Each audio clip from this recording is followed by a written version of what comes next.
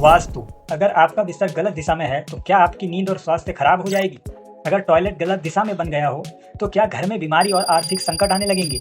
और सबसे बड़ा सवाल, जिस गरीब व्यक्ति ने जिंदगी भर की कमाई लगाकर 2 कमरों का छोटा सा घर बनाया है, अगर उसका घर वास्तु के अनुसार नहीं है तो क्या उसका जीवन खराब हो जाएगा? अगर वास्तु सत्य है तो इसका शास्त्रीय प्रमाण क्या है? अगर वैज्ञानिक है तो इसका वैज्ञानिक कारण क्या है? और अगर दोनों नहीं है तो कहीं वास्तु के नाम पर डर और मिथ्या धारणाएं तो नहीं फैलाई जा रही? आज वास्तु को ना आंख बंद करके स्वीकार करेंगे, ना आंख बंद करके नकारेंगे, प्रमाण के आधार पर समझेंगे। वास्तु आखिर है क्या? वास्तु का मूल स्वरूप केवल इतना नहीं है कि इस दिशा में फ्रिज रखो, उस दिशा में टॉयलेट मत बनाओ। भारतीय परंपरा में वास्तु एक व्यापक स्थापत्य विद्या के रूप में विकसित हुआ। भूमि कैसी हो, निर्माण कैसा हो, भवन का माप और अनुपात क्या हो, दिशाओं का विचार कैसे और किया जाए, मंदिर और नगर की योजना कैसी हो, ऐसे अनेक विषय वास्तु परंपरा में मिलते हैं। ऋग्वेद के 7वें सूक्त में वास्तुस्पति का उल्लेख मिलता है, लेकिन यहाँ सावधानी जरूरी है। वेदों में वास्तुस्पति का उल्लेख मिलना यह सिद्ध नहीं करता कि आज इंटरनेट पर बताए जाने वाले प्रत्येक वास्तु टिप का वर्णन वेदों में है। बाद में बृहत्य संहिता, मयमतम, मानसामरांगण सूत्रधार जैसे ग्रंथों में वास्तु और स्थापत्य का अधिक विस्तृत रूप दिखाई देता है। क्या वास्तु वैज्ञानिक है? यही सबसे ज्यादा कंफ्यूजन होता है। हमें 2 चीज अलग करनी होंगी, ट्रेडिशनल वास्तु और मॉडर्न साइंटिफिक एविडेंस। किसी बात का प्राचीन ग्रंथ में होना उसकी ऐतिहासिक या शास्त्रीय प्रामाणिकता दिखा सकता है, लेकिन किसी बात को वैज्ञानिक रूप से सिद्ध करने के लिए परीक्षण और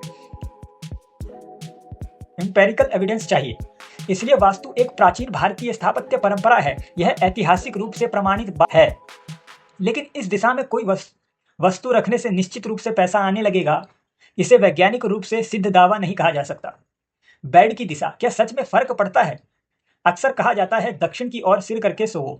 कहीं कहीं कहा जाता है कि उत्तर की ओर सिर करने से पृथ्वी और मैग्नेटिक फील्ड के कारण शरीर के रक्त में मौजूद आयरन प्रभावित होता है, लेकिन यहाँ बहुत सावधान रहना चाहिए।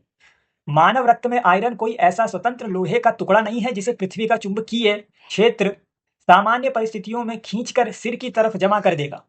इसलिए केवल खून में आयरन है, इसलिए मैग्नेटिक फील्ड खून खींचता है वाला एक्सप्लेनेशन वैज्ञानिक रूप से पर्याप्त नहीं है। हाँ, आपकी नींद पर कई वास्तविक चीजें असर डालती हैं। कमरे में प्रकाश कितना है, शोर कितना है, तापमान कैसा है, हवा और वेंटिलेशन कैसी है, गद्दा और स्लीपिंग एनवायरनमेंट कैसा है। इसलिए अगर कोई वास्तु व्यवस्था आपके बेडरूम को अधिक शांत, हवादार और आरामदायक बनाती है तो उसका प्रैक्टिकल लाभ हो सकता है, लेकिन उसे तुरंत अलौकिक प्रभाव का प्रमाण नहीं माना जा सकता। टॉयलेट की दिशा का क्या विज्ञान है?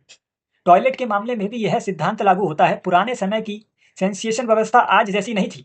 आज हमारे पास sewer lines, plumbing, exhaust fan, waterproofing traps और मैकेनिकल वेंटिलेशन जैसी सुविधाएं हैं। इसलिए आधुनिक घर में टॉयलेट की केवल कंपास डायरेक्शन से ज्यादा महत्वपूर्ण है उसकी वेंटिलेशन, सही ड्रेनेज, सीलन से बचाव, सफाई, दुर्गंध नियंत्रण और पानी की उचित निकासी।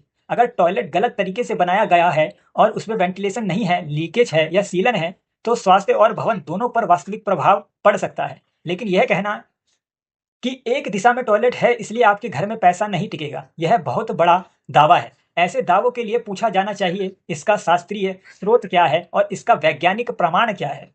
क्या वास्तु के नाम पर मिथ्या बातें भी फैलाई जाती हैं?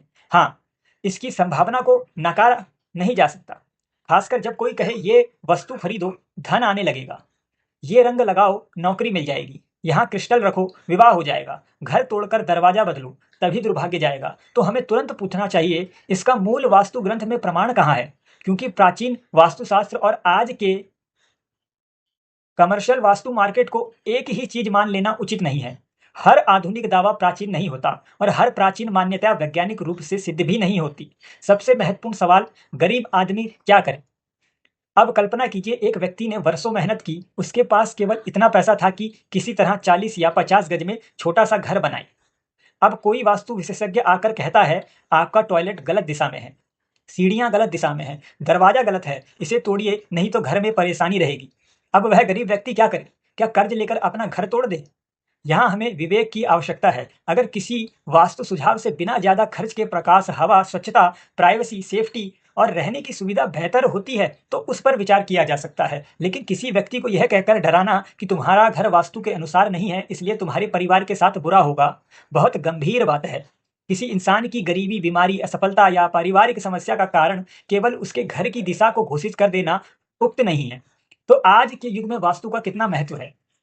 आज वास्तु को समझने का शायद सबसे संतुलित तरीका यह है, वास्तु को 3 हिस्सों में देखिए। पहला, हिस्टोरिकल वास्तु, भारत की प्राचीन स्थापत्य परंपरा, इसका ऐतिहासिक महत्व निर्विवाद है।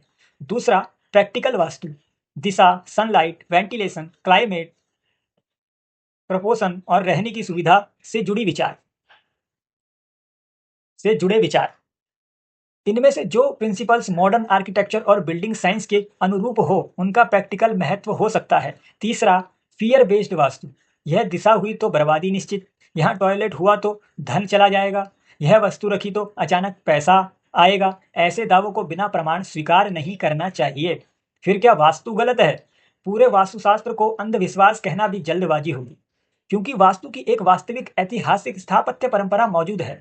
लेकिन वास्तु के नाम पर कहीं जाने वाली हर आधुनिक बात को वैज्ञानिक सत्य मानना भी गलत होगा। सबसे उचित दृष्टिकोण है, जहां शास्त्र का दावा हो वहां मूल शास्त्र देखिए, जहां विज्ञान का दावा हो वहां वैज्ञानिक एविडेंस देखिए, और जहां केवल डर दिखाया जा रहा हो वहां सवाल पूछिए।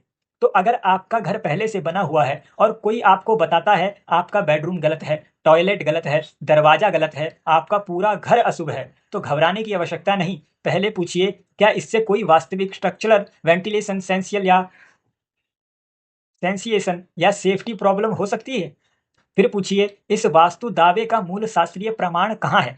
और अगर इसे साइंटिफिक बताया जा रहा है तो इसका वैज्ञानिक एविडेंस कहाँ है? क्योंकि घर इंसान के रहने के लिए है, इंसान घर की दिशाओं से डरकर जीने के लिए नहीं। घर की दिशाओं से डरकर जीने के लिए नहीं। और शायद वास्तु को समझने का सबसे अच्छा तरीका भी यहाँ है, परंपरा का सम्मान कीजिए, लेकिन और शायद वास्तु को समझने का सबसे अच्छा तरीका भी यही है, परंपरा का सम्मान कीजिए लेकिन प्रमाण और विवेक को मत छोड़िए।